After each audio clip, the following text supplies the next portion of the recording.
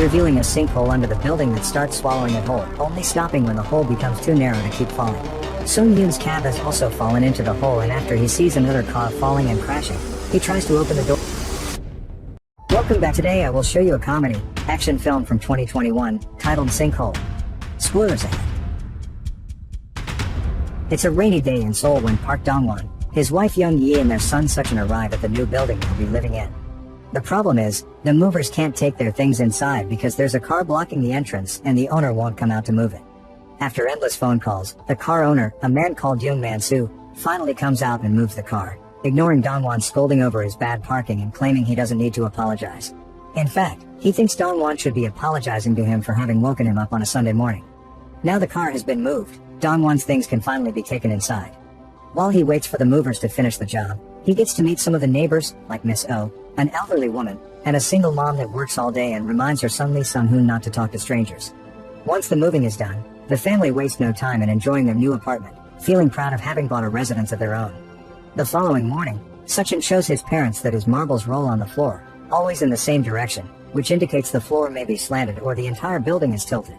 Before going to work, Dong-won decides to stop by a gym, considering getting a membership, but he changes his mind when he sees Man-soo as the coach. There's no way he'll train with such a rude guy, so he decides to leave after asking him about their building possibly being tilted, but Man-soo hasn't noticed anything. When he gets to the office, he searches for information about tilted buildings and the area his home is at on the internet. His coworkers congratulate him for having bought his own home and ask him about the location, but when he mentions the name of the neighborhood, the others mention there's an industrial complex in that area and a car waste plant, but Dong-won promises those are long gone and the town is eco-friendly now. After asking them to come over sometime to see how nice the apartment is, Dong-won goes back to watching videos of tilted floors, getting worried about his place. When he returns home, he continues to test the apartment with marbles and check the window frame doesn't get stuck. The next day, when the family goes to get their picture taken, Dong-won gets in a bad mood when he comes across Man-soo again. He helps at his sister's gym sometimes, but photography is his real job. Afterward, they go to a fancy restaurant to have a nice dinner, and since Dong-won drinks wine, he shouldn't be driving, so they call for a cab. He gets even more frustrated when he discovers his drive is, once again, Man-soo, who drives him crazy by ignoring the traffic lights. The following day, when Dong-won's co-workers try to buy him a gift for the new house, Dong-won asks them for the money so he can choose what to get instead, and he ends up buying an expensive rocking chair that he won't even share with his son. That night, a heavy downpour starts affecting the foundation under the building, and cracks begin appearing on the streets. It also causes the building's glass door to crack. When Man-soo comes out in the morning, he sees the crack and touches it, making the door completely shatter. The neighbors see him standing next to it, so they blame him for it and request him to fix it. Meanwhile, Dong-won sees the cracks on the floor and calls the municipal council to ask them to do something about it, but they tell him all the residents must agree on the repairs before requesting them. Dong-won asks all his neighbors to get together to discuss the problem, but they end up arguing over small annoyances and ignoring anything important he has to say about the building. Afterward, while having dinner with his son Young Sung-tae, Man-soo tells him to smoke on the roof instead of inside the apartment to avoid complaints from the neighbors, but Sung-tae denies smoking at all. The following day, after work hours are over, Dong-won is having a small housewarming party with 4 of his co-workers, Kim Sung-yoon, Hong Yoon-yo, manager Young and An Hyo-young.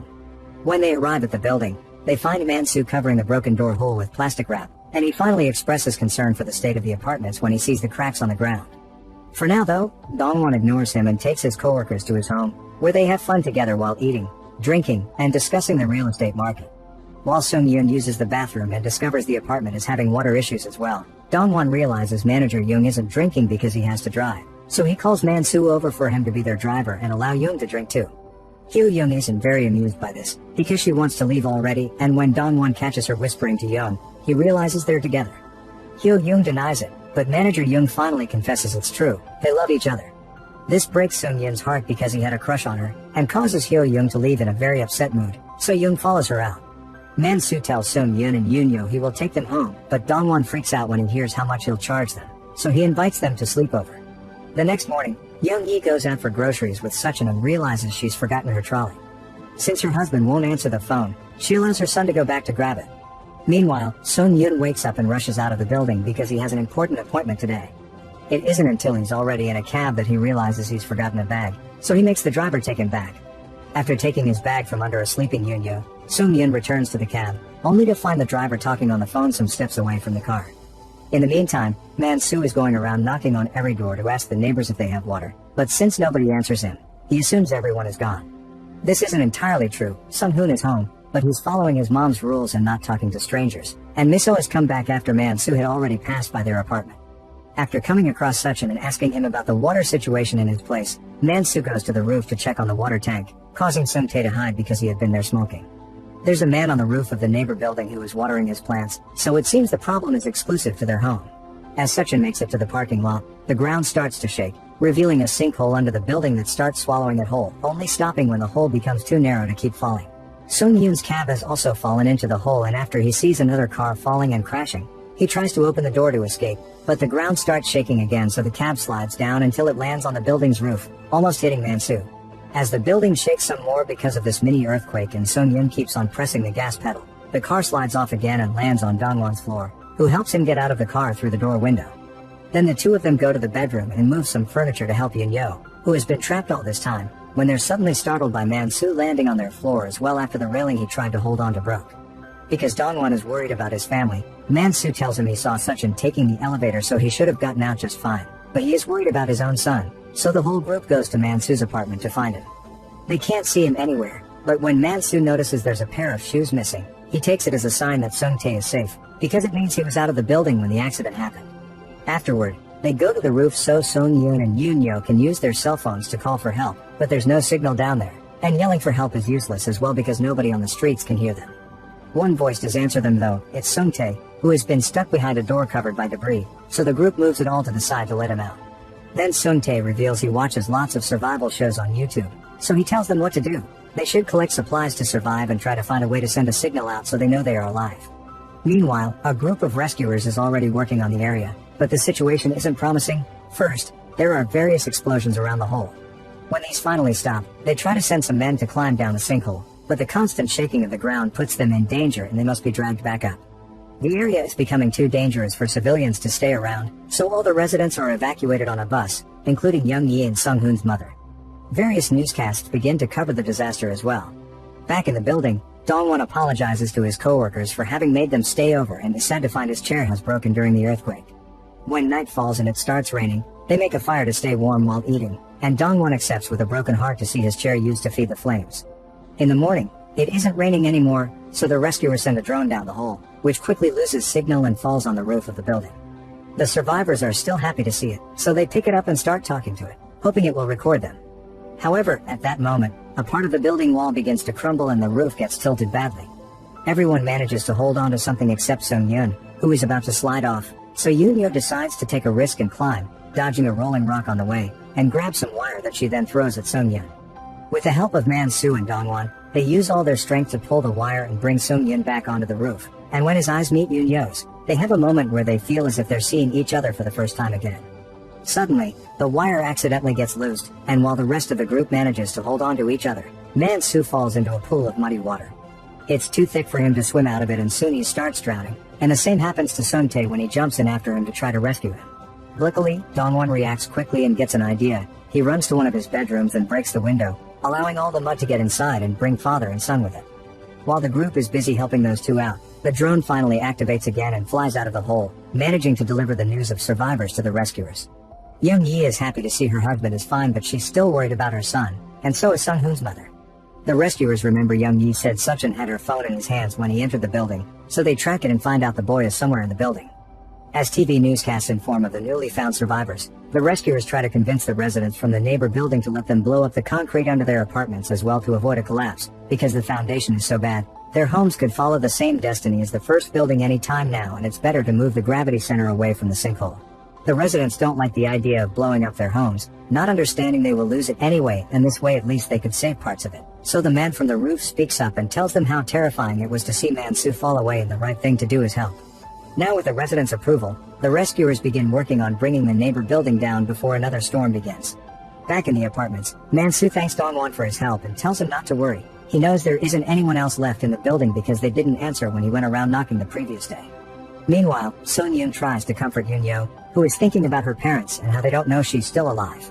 To pass the time, they take a selfie together, and Sung-yoon is surprised to see how closer Yoon-yo comes to him. At that moment, the group receives a very pleasant surprise. The rescuers have used small parachutes to send down some supply packages that include flashlights, food, oxygen, water, batteries, towels, and even a satellite phone that does have signal. Sung Yin quickly snatches it and calls their company to ask them to add Yoon Yo's to the list of the company's gifts, then passes it to Dongwon so he can call his wife. But suddenly the phone starts ringing. It's the rescuers checking on them, and Young Yi jumps in the middle of the conversation to tell her husband to look for Suchin, who he thought had left the building but unknown to them is inside one of the cars in the parking lot. The group immediately jumps into action and ties some rope around Dongwon to lower him into the elevator. At the same time that he enters the elevator through the roof hatch and the rescuers start lowering a crane into the hole, their activities find complications when the upper half of the neighbor building finally breaks and falls into the hole, completely blocking access to the survivors. The rescuers take the crane back, unable to use it now, and Dongwon manages to push open the elevator door and reach the parking lot, but all the shaking causes the group to lose their hold on the rope. In the parking lot, which is already starting to flood because it's raining again, Suchin is crying for his dad inside the car when suddenly he sees Sunhoon come down a huge pipe. He gets out of the car to follow him right before some more debris falls, blocking the pipe and keeping him inside. Debris has also fallen on Dongwon's leg, making it bleed, but he pushes the rocks off and gets up anyway, too worried about his son to stop to think about pain. He starts calling his son's name as he searches for him, and luckily, Suchin hears him and calls him back, allowing Dongwon to find him and move all the debris away to rescue him. After they reunite with a hug, they notice something on the many holes on the ceiling. It's Miss Oh, who tells them Sunhoon isn't doing well. In fact, he's dead. Seeing as the water is quickly reaching her floor too, Dongwon wants to escape as soon as possible, but Miss Oh tells him to go without her. Before he leaves with his son, however, she cuts some of Sunhoon's hair and wraps it so that Dongwon can give it to his mother whenever they finally get rescued. With Suchin tied to his back, Dongwon climbs up the pipe, which takes him to the outside wall of the building. As he carefully walks around the edge, he calls out for his friends, who come to his rescue as soon as they hear him. After pulling in both of them through one of the many holes on the floor, everyone goes back to the roof, where they discover the hole has been blocked and the water is already covering the whole building. It's only a matter of time before it takes them with it. Resorting to desperate measures, they start picking up bottles and other sorts of things that can float to make some sort of raft, but it's not needed, because Mansu finds their salvation, the water tank that has fallen from the neighbor building, which they nicknamed Yellow Submarine because of its color. Everyone climbs inside except Mansu, who decides to stay behind and sacrifice himself to close the lid. Water races, the building falls on top of the tank and pushes it down, but it quickly slips away and starts going up only to get tangled in some wires. Yoon Yo notices this and asks the group to shake the tank with her. Their pushing and jumping manage to free the tank, which quickly begins going up again, but this time, the complications come in the form of a steel beam piercing through its wall, letting water in. As they start to push the beam from inside, Mansu suddenly shows up, using the oxygen that the rescuers had sent, and he pushes the tank from the outside, helping them get unstuck. Sung Yun puts his arm through the hole the beam left to stop water from flooding the tank, and Mansu tries to grab his hand to go with them, but he can't swim fast enough.